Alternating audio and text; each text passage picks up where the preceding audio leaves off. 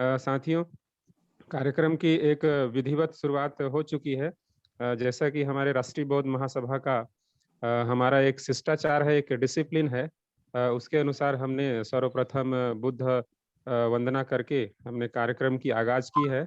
प्रातःकालीन हम लोग अपने इस बुद्ध वंदना के माध्यम से उसके सिर्फ़ शब्दों में ही नहीं, बल्कि उसके एक-एक बातों को हम अपने जीवन में, परिवार में, समाज में और राष्ट्र हित में इसमें लगाने का काम करेंगे। तो सर्वप्रथम मैं महाकारुणिक तथागत गौतम बुद्ध को नमन करते हुए तथा इस बहुजन समाज में जन्मे तमाम संतों, गुरु व महापुरुषों के चरणों को वंदन करते हुए राष्ट्रीय बौद्ध महासभा के संस्थापक अध्यक्ष माननीय धर्म प्रकाश भारती जी को सादर प्रणाम, जय भीम, नमो बुद्धाय। हमारे जय भीम। कार्यकारी अध्यक्ष माननीय बादल सिंह बौद्ध जी को भी मेरा मैत्रीपूर्ण जय भीम, नमो बुद्धाय। और वे तमाम समस्त सम्मानी परम आदरणीय राष्ट्रीय कार्यकारिणी के सदस्यों को तथा विभिन्न प्रदेशों से हमारे राष्ट्रीय बौद्ध महासभा को तन मन धन से संगठन को मजबूती प्रदान कर रहे हैं और पूरे शिष्टाचार और डिसिप्लिन के साथ कार्यक्रम में अपनी सहभागिता दे रहे हैं। उन जुड़े हुए समस्त साथियों को भी मेरी ओर से सभी को पुनः मैत्रीपूर्ण जय भीम, नमो बुद्धाय। सम्मानित साथियों, आइए हम लोग आज जो बुद्ध और उनका धम्म वाचन, ये जो पवित्र कार्य है, बाबा साहब अम्बेडकर ने हमें 14 अक्टूबर 1956 को जो है दीक्षा लेकर के देश के लाखों-लाखों लोगों को जो है ये दीक्षा दे करके हमें एक सधम्म बनने का कार्य, देश में एक नैतिक चरित्रवान बनने का कार्य और बुद्ध और उनका धम्म को दे करके हमें एक बहुत ही मार्ग प्रशस्त किए हैं। तो उसी का अनुसरण करते हुए, उन्हीं का अनुयायी होने के नाते आज भी बुद्ध और उनका धम्म का वाचन का कार्यक्रम शुरू होने जा रहा है। तो मैं सर्वप्रथम आज के कार्यक्रम की अध्यक्षता कर रहे माननीय के बौद्ध जी, जो कि हमारे राष्ट्रीय कार्यकारिणी सदस्य जी बिहार प्रांत से हैं। मैं उनका आज हृदय से पूरे संगठन की ओर से, राष्ट्रीय कार्यकारिणी की ओर से, समस्त देशवासियों की ओर से उनका मैं हृदय से स्वागत, अभिनंदन करता हूँ कि आज की अध्यक्षता वे करेंगे। और इसके बाद हमारे आज के जो प्रबोधन कार है, बुद्ध और उनके धम्म, जो पवित्र हमारा बौद्धों का जो एक धम्म ग्रंथ है, जिसे हमें राष्ट्रीय ही नहीं अंतर्राष्ट्रीय स्तर पर इसे बढ़ाने का काम राष्ट्रीय बौद्ध महासभा कर रहा है। तो आज के हमारे प्रबोधनकार बुद्ध और उनके धम्म का परम सम्मानी उपासक राजेश चंद्रा जी हैं। तो इस तरह से मैं चाहूँगा कि आज के कार्यक्रम की अध्यक्षता कर रहे माननीय के बौद्ध साहब को कि आगे वाचन कर्ता इससे पहले अपनी वाचन शुरू करें, तो हमें अनुग्रहित करें आज के बुद्ध और उनके धम्म पुस्तक वाचन का। माननीय के बौद्ध साहब, स्वागत है साहब। सर 1 मिनट में अपनी अध्यक्ष की अनुमति रखेंगे सर। हेलो, आवाज जा रही है? जी जी अच्छा। जी जी सर 1 मिनट में अपनी अनुमति रखेंगे, अनुमति है आज ऐसी, फिर अध्यक्ष की उद्बोधन बाद में लेंगे।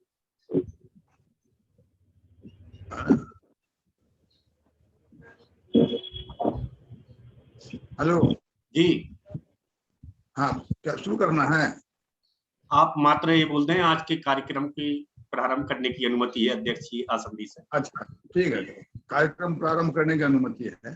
जी जी चलिए, बहुत बहुत बहुत साधुवाद परम आदरणीय के बौद्ध साहब। आपकी जो है अनुमति प्राप्त होने के बाद मैं बहुत ही विनम्र अपील करते हुए सादर आमंत्रित करूंगा आज के प्रबोधनकार उपासक माननीय राजेश चंद्रा जी कि आप आएं और पिछले कड़ी में जहां हमारी जो बुद्ध और उनके धम्म का वाचन समाप्त हुआ था, उसी से आगे कड़ी बढ़ाएंगे।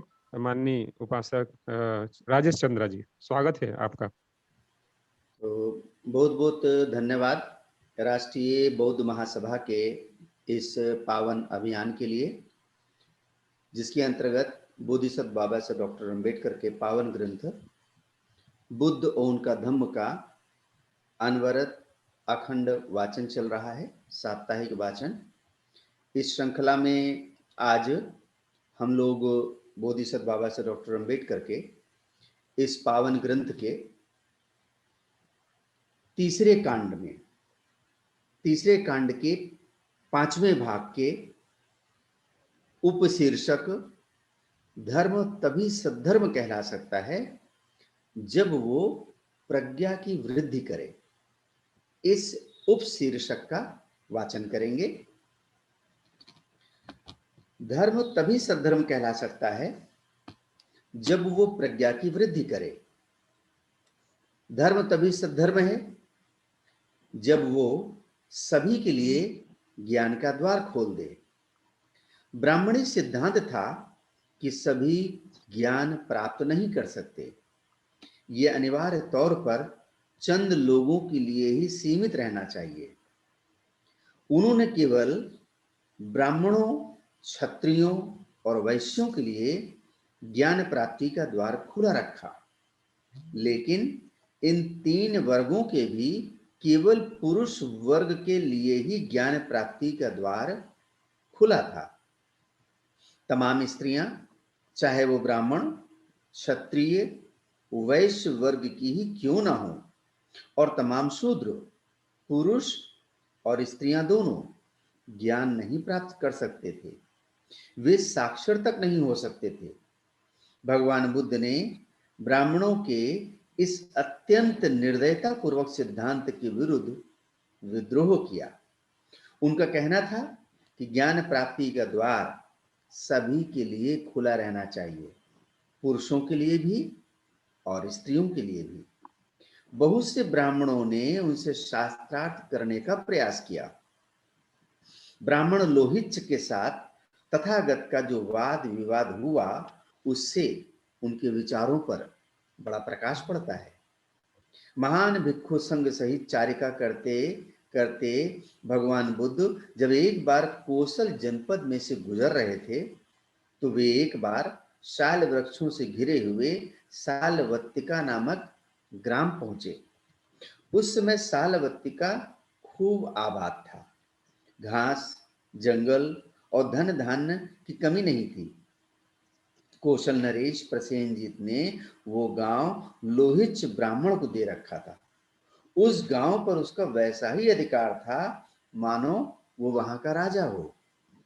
लोहिच्छ ब्राह्मण का मत था कि यदि कोई श्रमण या ब्राह्मण विद्या प्राप्त कर ले, तो उसे किसी स्त्री या शूद्र को उस विद्या का दान नहीं करना चाहिए। तब लोहिच्छ ब्राह्मण ने सुना कि तथागत सालवतिका में ठहरे हुए हैं। ये सुनकर उसने भेसिक नामक नाई को बुलाया और कहा, भले भेसिक, आ और जहां श्रमण गौतम ठहरे हैं वहां जा और जाकर उनका कुशल समाचार पूछ। तदनंतर भिक्षु संघ सहित तथागत को कल के भोजन के लिए लोहिच्छ ब्राह्मण का निमंत्रण दे आ। नाई ने कहा, बहुत अच्छा। लोहिच्छ ब्राह्मण का कथन स्वीकार कर भेसिक नाई ने वही किया जो उसे करने के लिए कहा गया था। तथागत ने मौन रहकर उसकी प्रार्थना स्वीकार कर ली। दूसरे दिन प्रातःकाल चीवर धारण कर, पात्र चीवर लेकर भिक्षु संघ सहित तथागत सालवतिका पधारे। लोहिच्छ ब्राह्मण ने भेसिक नाई को ही तथागत को लाने के लिए भेजा था। वो कदम ब कदम तथागत के पीछे पीछे चला आ रहा था। रास्ते में उसने तथागत को बताया कि लोहिच्छ ब्राह्मण की ये मिथ्या दृष्टि है कि किसी स्त्री या शूद्र को विद्या नहीं देनी चाहिए। भेसिक, ऐसा हो सकता है, भेसिक, ऐसा हो सकता है, तथागत ने कहा। भगवान बुद्ध लोहिच्छ ब्राह्मण के निवास स्थान पर पहुंचे और बिछे आसन पर बैठे। तब लोहिच्छ ब्राह्मण ने भिक्षु संघ सहित तथागत को अपने हाथ भोजन से सब प्रकार से मधुर खाद्य भोज से संतर्पित किया। तब तथागत भोजन कर चुके और भोजनानंतर उनके हाथ तथा उनका पात्र भी धोया जा चुका, तब लोहिच्छ ब्राह्मण एक नीचा आसन लेकर तथागत के पास बैठ गया। इस प्रकार बैठे हुए लोहित ब्राह्मण से तथागत ने पूछा, क्या यह सत्य है जैसा लोग कहते हैं कि तुम्हारा ये मत है कि स्त्रियों तथा शूद्रों को विद्या नहीं पढ़ानी चाहिए? लोहित का उत्तर था, गौतम, ऐसा ही है। अच्छा लोहित, अब तुम क्या सोचते हो? क्या तुम सालवतिका के मालिक नहीं हो? गौतम, ऐसा ही है। लोहित, अब एक उदाहरण के लिए समझो कि एक आदमी कहे, लोहित ब्राह्मण का सालवतिका पर अधिकार है, उसे ही सालवतिका से प्राप्त तमाम कर और सालवतिका की समस्त उपज का आनंद लेना चाहिए, किसी दूसरे के लिए कुछ नहीं छोड़ना चाहिए। तो इस प्रकार की बात कहने वाला आदमी क्या उन लोगों के लिए खतरनाक नहीं होगा जो तुम पे निर्भर करते हैं? गौतम, ये उनके लिए खतरनाक होगा। तो क्या ऐसा खतरनाक आदमी उनका हित चिंतक समझा जाएगा? लोहित बोला, नहीं, ऐसा आदमी उनका हित चिंतक नहीं होगा। जब वो उनकी हित चिंता नहीं करेगा तो क्या वो उनका मित्र होगा कि शत्रु? गौतम, शत्रु।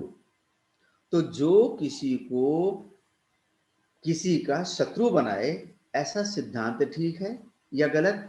गौतम, ये गलत सिद्धांत है। लोहित, अब तुम क्या सोचते हो? क्या काशी और कौशल जनपद राजा प्रसेनजित के अधिकार में नहीं है? गौतम, है।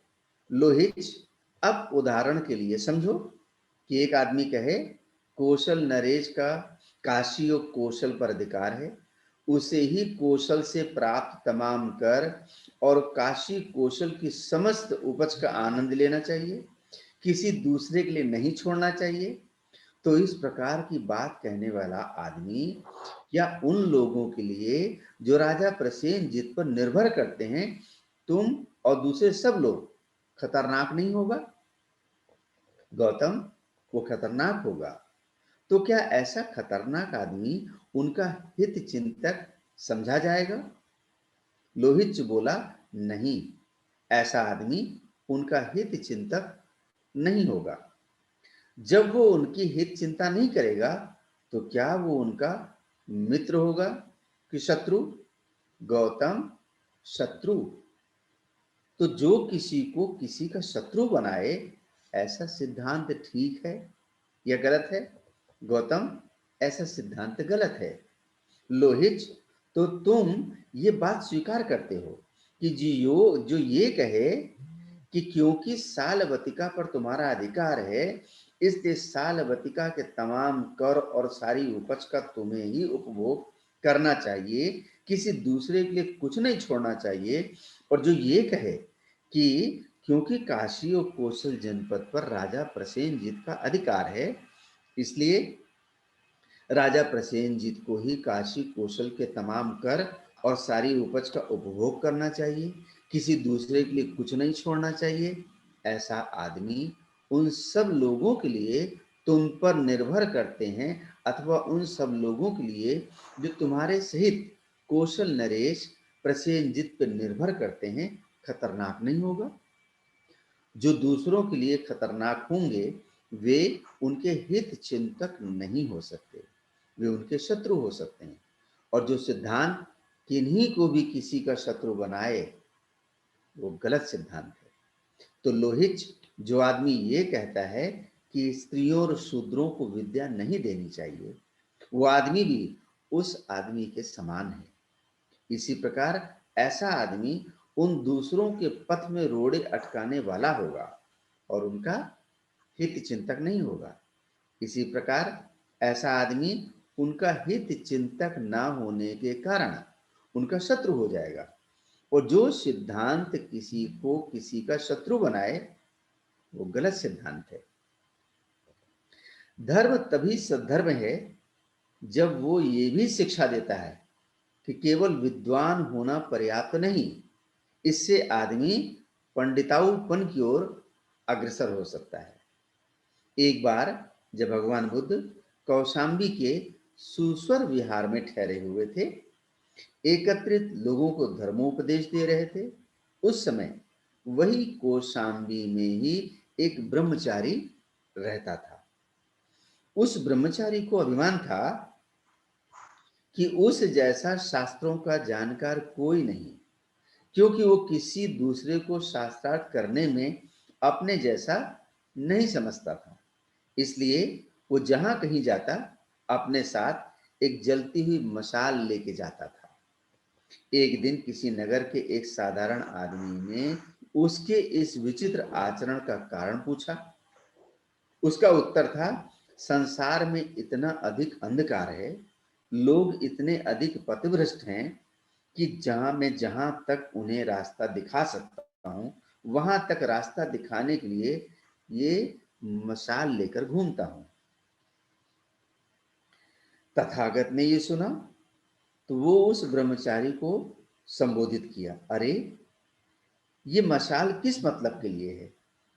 ये मशाल लिए तुम कहां घूमते हो? ब्रह्मचारी ने उत्तर दिया, सभी आदमी अज्ञान और अंधकार से इतने घिरे हैं कि मैं उन्हें रास्ता दिखाने के लिए मशाल लिए फिरता हूं। तब भगवान बुद्ध ने पूछा, तो क्या धर्म ग्रंथों में जिन 4 प्रकार की विद्याओं, शब्द विद्या, नक्षत्र विद्या, राज विद्या, युद्ध विद्या का उल्लेख है, तुम उन सब के जानकार हो? ब्रह्मचारी को मजबूर होकर यह मानना पड़ा कि उसे इनकी जानकारी नहीं है।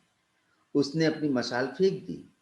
तब तथागत बुद्ध ने कहा, यदि कोई आदमी चाहे पंडित हो और चाहे अपंडित, दूसरों को मूर्ख समझकर उनसे घृणा करता है, तो वो उस अंधे की तरह है जो स्वयं अंधा होकर दूसरों को मशाल दिखाता फिरता है।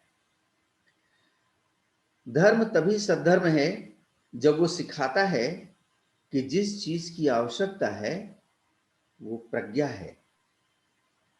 ब्राह्मण विद्या को ही बहुत बड़ी बात समझते थे। आदमी चाहे शीलवान हो या चाहे ना हो, किंतु यदि वो विद्वान है तो वो उनकी दृष्टि में पूज्य था। उन्होंने कहा कि राजा तो अपने देश में ही पूजा जाता है, किंतु विद्वान सर्वत्र पूजित होता है। इसका मतलब था कि विद्वान राजा से बढ़कर है। तथागत ने प्रज्ञा को विद्या से भिन्न वस्तु माना है। कहा जा सकता है कि ब्राह्मणों ने भी प्रज्ञा और विद्या को एक नहीं माना। ये सही हो सकता है, किंतु भगवान बुद्ध की प्रज्ञा की कल्पना में और ब्राह्मणों की प्रज्ञा की कल्पना में जमीन आसमान का अंतर है। तथागत ने अंगुत्तर निकाय में आए अपने एक प्रवचन में इस भेद को बहुत अच्छी तरह से स्पष्ट किया है। एक बार भगवान बुद्ध राजगृह के समीप वेणुवन राम के कलंदक निवाप में ठहरे हुए थे। उस समय मगध का एक बड़ा आमात्य वर्षकार ब्राह्मण भगवान बुद्ध के दर्शनार्थ आया। कुशल क्षेम पूछने पर वो जाकर एक ओर बैठ गया। एक ओर बैठकर वस्यकार ब्राह्मण ने भगवान को कहा, श्रमण गौतम, यदि किसी आदमी में ये 4 गुण हैं तो हम उसे बड़ा विद्वान समझते हैं, बड़ा आदमी मानते हैं। कौन से वे 4 गुण हैं? श्रमण गौतम, वो विज्ञ होता है। जो कुछ वो सुनता है, सुनते ही उसको उसके अर्थ को जानता है। वो कह सकता है कि इस कथन का ये अर्थ है। दूसरी बात, उसकी स्मरण शक्ति अच्छी होती है। वो बहुत पुरानी कही गई या की गई बात को याद रख सकता है। वो अपने गृहस्थी के कार्यों में कुशल होता है। और चौथी बात, वो ये जानता है कि क्या करना योग्य होगा, क्या व्यवस्था उचित होगी। श्रमण गौतम, यदि किसी आदमी में ये 4 गुण हैं तो हम उसे बड़ा विद्वान समझते हैं, बड़ा आदमी मानते हैं। अब हे श्रमण गौतम, यदि आप केवल मेरे कथन का समर्थन करना योग्य समझें, यदि आप मेरे कथन का समर्थन करना योग्य समझें तो समर्थन करें, खंडन करना योग्य समझें तो खंडन करें। ब्राह्मण, मैं न तुम्हारा समर्थन करता हूं न विरोध करता हूं। ये उस आदमी को बड़ा विद्वान समझता हूं जिसमें ये 4 गुण हैं जो कि तुम्हारे बताए 4 गुणों से सर्वथा भिन्न है। हे ब्राह्मण, एक आदमी बहुजनों के हित के लिए होता है, बहुजनों के कल्याण के लिए होता है। उनके कारण बहुत से आदमी सुंदर हित कर आर्य पद के अनुगामी हैं। वो जिस विषय में मन को लगाना चाहता है उस विषय में वो मन को लगा सकता है। जिस विषय में मन को नहीं लगाना चाहता उस विषय में वो मन को उधर जाने से रोक सकता है। जिस संकल्प को वो मन में उत्पन्न होने देना चाहता है उस संकल्प को मन में उत्पन्न होने देता है। जिस संकल्प को मन में उत्पन्न होने देना नहीं चाहता उस संकल्प को मन में उत्पन्न होने नहीं देता। इस प्रकार उसे अपने विचारों पर अधिकार होता है। जब वो चाहे बिना कठिनाई के, बिना तकलीफ के चारों लोकोत्तर ध्यानों को प्राप्त कर सकता है जो इसी जीवन में सुख विहार के लिए हैं। और हे ब्राह्मण, वो इसी जन्म में आश्रमों के का क्षय कर आश्रव क्षय ज्ञान को प्राप्त हो चित्त की विमुक्ति को प्राप्त करता है। प्रज्ञा द्वारा विमुक्ति को प्राप्त कर वो इसमें विहार करता है। इसलिए हे ब्राह्मण, न मैं तुम्हारा समर्थन करता हूं न विरोध करता हूं। मैं उस आदमी को बड़ा विद्वान आदमी समझता हूं। मैं उस आदमी को बड़ा आदमी समझता हूं जिसमें ये 4 गुण हो जो तुम्हारे बताए गुणों से सर्वथा भिन्न है। श्रमण गौतम, ये अद्भुत है। श्रमण गौतम, ये अद्भुत है। आपने ये जितनी सुंदर व्याख्या की है, मैं स्वयं समझता हूं कि श्रमण गौतम में ये 4 गुण हैं। श्रमण गौतम बहुजनों का हित करने में रत हैं। श्रमण गौतम बहुजनों के कल्याण में रत हैं। श्रमण गौतम द्वारा बहुत सारे आदमी सुंदर हित कर आर्य मार्ग में प्रतिष्ठित हुए हैं। श्रमण गौतम जिस विषय में अपने मन को लगाना चाहते हैं उस विषय में मन को लगा सकते हैं। वैसे ही इस प्रकार उन्हें अपने विचारों पर अधिकार होता है। निश्चय से श्रमण गौतम जब चाहें बिना कठिनाई के, बिना तकलीफ के चारों ध्यानों को निश्चय से श्रमण गौतम इसी जन्म में आश्रमों का क्षय कर आश्रव क्षय ज्ञान को प्राप्त हो चित्त की विमुक्ति को प्राप्त करते हैं। प्रज्ञा द्वारा विमुक्ति को इसे प्राप्त कर वो उसमें विहार करते हैं। ये बिल्कुल साफ शब्दों में भगवान बुद्ध द्वारा प्रतिपादित प्रज्ञा में और ब्राह्मणों द्वारा प्रतिपादित प्रज्ञा में भेद स्पष्ट कर दिया गया है। यहां यह भी स्पष्ट हो गया है कि भगवान बुद्ध विद्या की अपेक्षा प्रज्ञा को क्यों अधिक महत्व देते थे। धर्म तो तभी सद्धर्म कहला सकता है जब वो मैत्री की वृद्धि करे। धर्म तभी सद्धर्म है जब वो ये शिक्षा देता है कि केवल प्रज्ञा भी अपर्याप्त है, इसके साथ शील अनिवार्य है। प्रज्ञा आवश्यक है लेकिन शील अधिक आवश्यक है। शील के बिना प्रज्ञा खतरनाक है। अकेली प्रज्ञा खतरनाक है। प्रज्ञा आदमी के हाथ की दुधारी तलवार है। शीलवान आदमी के हाथ में होने पर एक खतरे में पड़े हुए किसी आदमी की रक्षा कर सकती है, लेकिन शील रहित आदमी के हाथ में होने पर ये किसी की हत्या कर सकती है। इसलिए प्रज्ञा से शील का महत्व अधिक है। प्रज्ञा विचार धर्म है, सम्यक विचार करना। शील आचार धर्म है, सम्यक आचरण करना। प्रज्ञा विचार धर्म है, सम्यक विचार करना। शील आचार धर्म है, सम्यक आचरण करना। भगवान बुद्ध ने शील के 5 मूलाधार स्वीकार किए हैं। एक का संबंध जीव हिंसा से है, दूसरे का संबंध चोरी से है, तीसरे का संबंध काम भोग संबंधी मिथ्याचार से है, चौथे का संबंध झूठ बोलने से है और पांचवें का संबंध नशीले पदार्थ सेवन करने से है। इन पांचों मूलाधारों को लेकर तथागत ने लोगों को जीव हत्या से विरत रहने के लिए कहा, चोरी से विरत रहने के लिए कहा, काम भोग संबंधी मिथ्याचार से विरत रहने के लिए कहा, झूठ बोलने से विरत रहने के लिए कहा तथा शराब आदि नशीले पदार्थ ग्रहण करने से विरत रहने के लिए कहा। भगवान बुद्ध ने शील को विद्या के भी ऊपर क्यों स्थान दिया? ये स्पष्ट ही है। ज्ञान का उपयोग आदमी के शील के अनुसार होकर रहेगा। शील के बिना ज्ञान का कोई मूल्य नहीं, यही उनके कथन का सार है। शील के बिना ज्ञान का कोई मूल्य नहीं है, यही उनके कथन का सार है। एक दूसरे स्थान पर उन्होंने कहा, संसार में शील के समान कुछ नहीं है।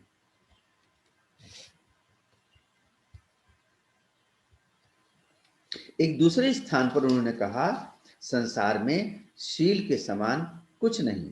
शील ही आरंभ है, शील ही शरण स्थान है, शील ही समस्त कल्याण की जननी है, शील ही सर्वप्रथम है।